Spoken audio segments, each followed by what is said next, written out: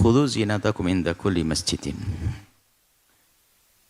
Inda kulli masjid di sini dimaknai melakukan sholat. Jadi kalau engkau melakukan sholat, hendaknya engkau dandan yang pantas sebagaimana seorang yang sholat,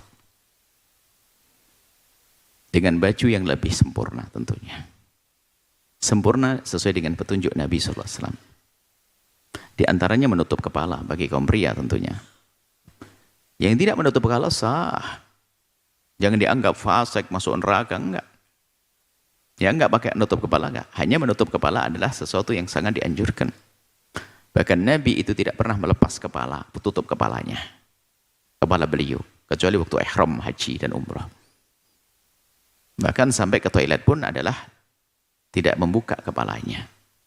Sehingga dianjurkan jangan sampai kita masuk ke toilet dalam keadaan hasirah ra'si, kepala yang terbuka. Pakai kopiah kalau bisa. Di dalam sholat pakai kopiah. Kemudian bisa disambung dengan imamah, penutup kepala sebagai imamah, karena Nabi menggunakan imamah di dalam sholat.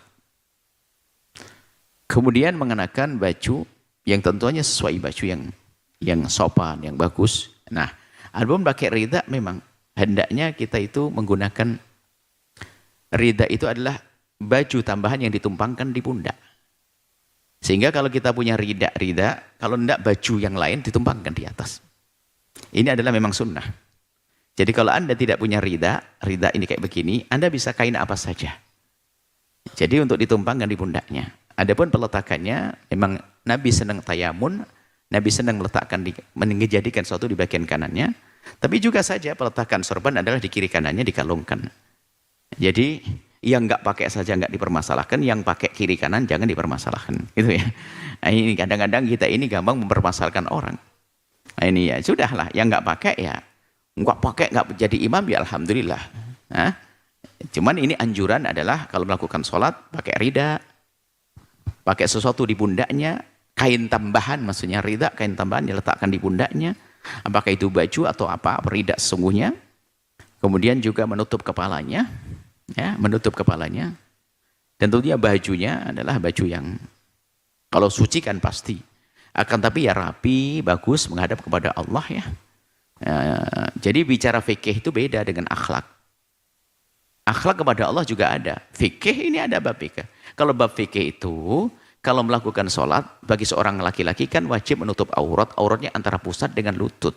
Itu babnya fikih, bukan berarti nanti kalau Anda jadi khotib Jumat, imam dan khutbah Jumat pakai kolor, yang penting nutup pusat dan lutut. Enggak begitu dong, ada adabnya. Mentang-mentang ini kan penting sah, Anda dianggap gila, nanti kan begitu ya. Ada adab, nanti ada pakai baju yang bagus.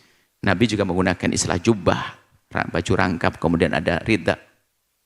Intinya semakin cara kita berpakaian mendekati dengan cara Nabi, tentu lebih sempurna, seperti itu, nggak bisa dipungkiri. Tapi biarpun pakai kolor tadi, karena mungkin lagi di sawah, bajunya nggak ada, cuman dia pakai kolor dok, menutup pusat sama lututnya, sholat sah. Ada sebagian nggak ada sarung, siapa bilang sholat harus pakai sarung? Ibu-ibu harus pakai mukena, siapa bilang sholat harus pakai mukena? Ini bajunya ibu bisa pakai sholat. Ini kan karena orang salah ngaji saja, sehingga meninggalkan sholat di sawah sana gara-gara nggak bawa sarung. Kolormu boleh pak ahli surga. Kolor itu, kolor baju celana hitamnya orang kampung itu kan ada ya. Sambil kerja, itu bisa untuk pakai sholat, bisa masuk surga begitu. Di tengah sawah jangan sampai meninggalkan sholat. Kan nggak ada sajadah, siapa bilang sholat pakai sajadah? Kan lumpur, siapa bilang lumpur najis? Ini malaikat tersenyum nih melihatnya. Ini orang nekat betul mau masuk surga ini, kan begitu. So duduk di atas matang sawah dengan lumpur di jidatnya, sah. Jadi begitulah, jangan dipersulit. Ada sebagian orang mempersulit, harus begini. Apalagi yang kena was-was itu. Wah, Ustadz was-was itu merusak jamaah itu. Wah, ini semuanya jadi gak sah, harus kau udah ribet. Akhirnya banyak orang gak sholat. Nah, makanya Imam Ghazali paling marah dengan Ustadz was-was. Dan jangan berguru dengan Ustadz yang was-was, nanti ketularan esok hari.